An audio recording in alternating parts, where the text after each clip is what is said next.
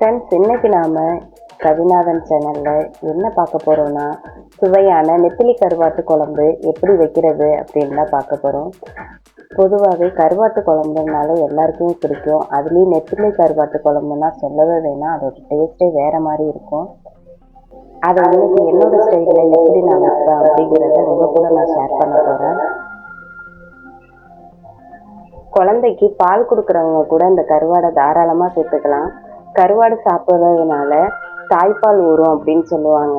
நானும் அதை ட்ரை பண்ணியிருக்கேன். அது உண்மைதான், நல்ல ரிசல்ட் தந்துச்சு. நீங்களும் ட்ரை பண்ணி பாருங்கள். மீனை விட கருவாடு சேர்த்துக்கலாம், கருவாடு நல்லாவே இருக்கும்.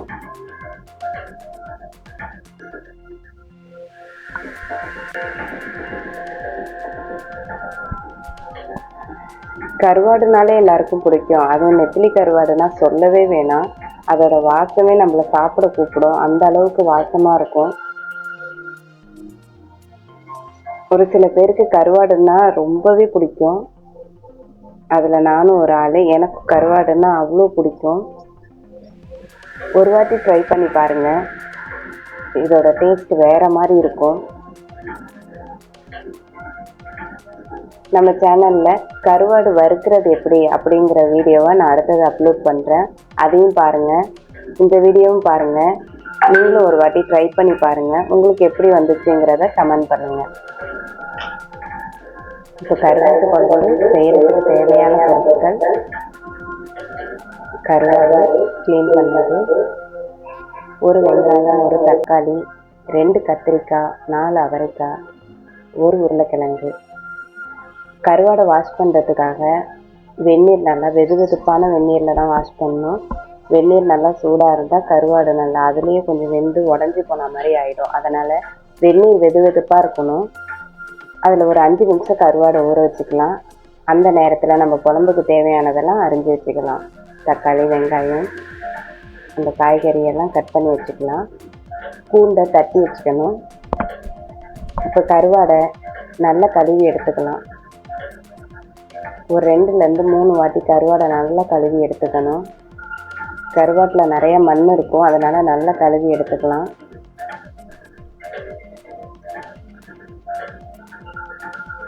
இப்போ பாருங்கள், கருவாடு நல்லா க்ளீனாக இருக்குது.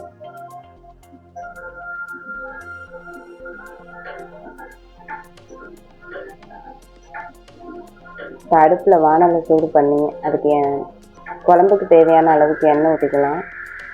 கருவாட்டு குழம்புக்கு இப்போ கொஞ்சம் எண்ணெய் கூடுதலாகவே ஊற்றிக்கிங்க. அதில் 1 ஸ்பூன் வெந்தயம், கொஞ்சம் கடுகு, கொஞ்சம் சீரகம்.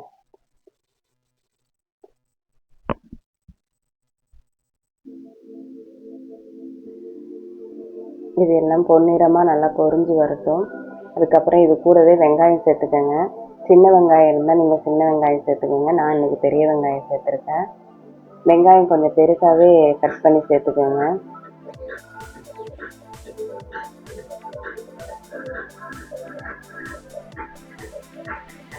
வெங்காயம் வதங்கினதுக்கு அப்புறம் இது கூடவே குழம்புக்கு தேவையான அளவுக்கு தக்காளி போட்டுக்கலாம்.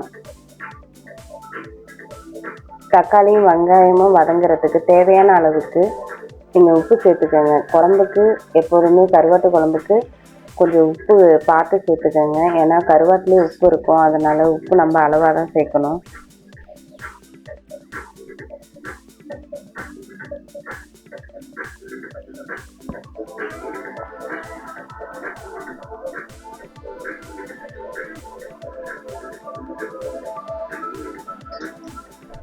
இது கூடவே கத்திரிக்காயை சேர்த்துக்கோங்க.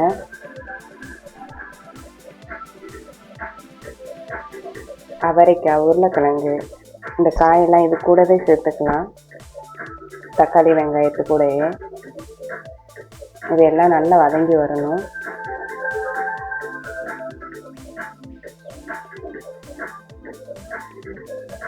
வதங்கி வந்ததுக்கு அப்புறம் குழம்புக்கு தேவையான அளவுக்கு புளி, ஒரு நெல்லிக்காய் சைஸ் புளி போதும்.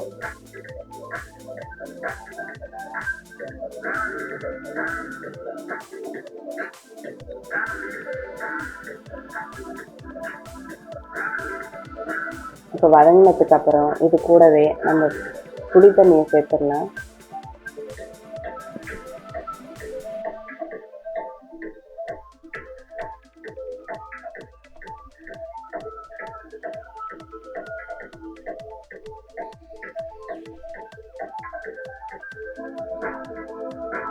இப்போ மிளகாத்தூள் உங்கள் காரத்துக்கு தகுந்த மாதிரி சேர்த்துக்கோங்க.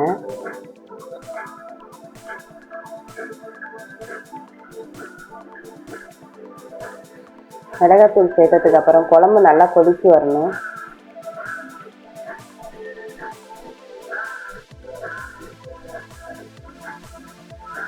குழம்பு கொதிச்சதுக்கு அப்புறம் இது கூடவே நெத்திலி கருவாடை சேர்த்துக்கலாம்.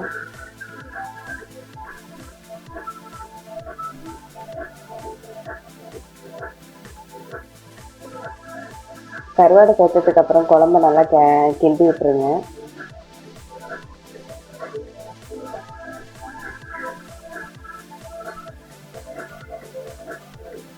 ஒரு ஸ்பூன் அளவுக்கு இதில் எண்ணெய் ஊற்றிக்கோங்க.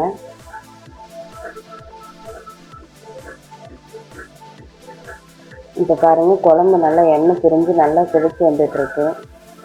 இந்த ஸ்டேஜில் தட்டி வச்சுருக்கிற பூண்டை சேர்த்துக்கலாம். குழம்ப இறக்க ஒரு 2 நிமிஷம் இங்கே தான் நம்ம பூண்டு சேர்க்கணும்.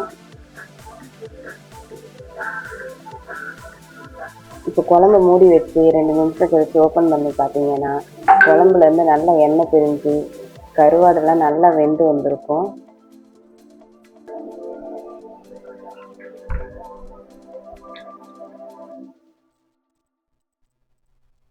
பாருங்கள், இப்போ கருவாட்டு குழம்பு ரெடி ஆயிடுச்சு.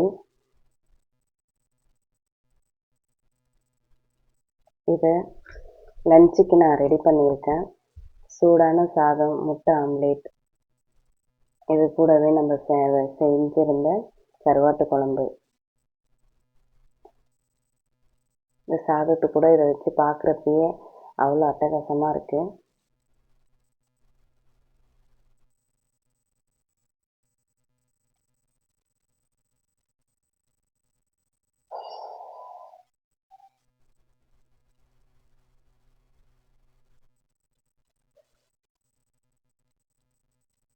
நான் செஞ்சுருக்கிற போலவே நீங்கள் ஒரு வாட்டி ட்ரை பண்ணி பாருங்கள். உங்களுக்கு கருவாட்டு குழம்பு எப்படி வந்ததுங்கிறது எனக்கு கமெண்ட் பண்ணுங்கள். இந்த வீடியோ உங்களுக்கு பிடிச்சிருந்தா லைக் பண்ணுங்கள், கமெண்ட் பண்ணுங்கள். இதில் ஏதாவது தப்பு இருந்தால் கூட நீங்கள் கமெண்ட் பண்ணுங்கள். அடுத்த வீடியோவில் நான் சரி பண்ணிக்கிறேன். அவ்வளோதான் ஃப்ரெண்ட்ஸ். Thank you friends. இன்னொரு வீடியோவில் உங்களை சந்திக்கிறேன்.